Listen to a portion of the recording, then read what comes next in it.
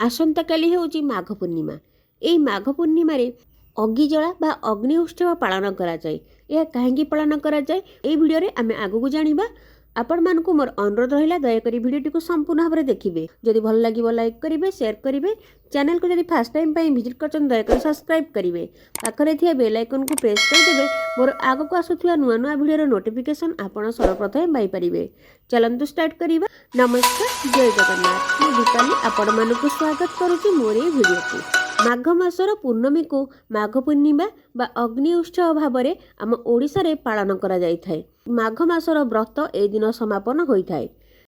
ए दिनटी केवल अग्नि देवता को विशेष भाव में पूजा करा जाय थाए। आउ एई पर्व हेउची कृषिभित्तिक पर्व।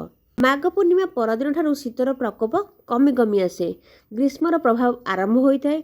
परिवार लोकमानंकर उत्तम स्वास्थ्य और कृषि कार्य भल अमल होया पई आम ओडिशार प्रत्येक गाँव रे एई अग्निजला उत्सवटी पालन करा जाय थाए। गाँव एक खोला स्थान रे संध्या समय रे गाँ लोक सेठारे उपस्थित रही समस्तଙ୍କ घरु किछि ना किछि नडा घसी काठ आनी से स्थान रे एकत्रित करी से नडा को पहाड़ आकृतिर रखि थांती। ब्राह्मणों द्वारा पूजा करी से नडा गदारे अग्नि देवता को आह्वान करी से नडा गदारे निया लगा जाय थाए बा अग्नि संयोग करा जाय थाए। से निया रे मध्य गाँ लोक किछि ना किछि परिवा पोड़ी थांती। आउ सेई पोड़ा द्रव्य खाइले विश्वास अछि कि कौनसी चर्म रोग हेबो नाही।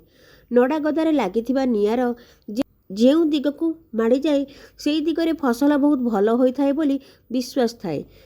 से निया लिभिगला परे तार पाउंस को आनी घरे लिपिले बहुत शुभ फल देई थाए बोली विश्वास अछि।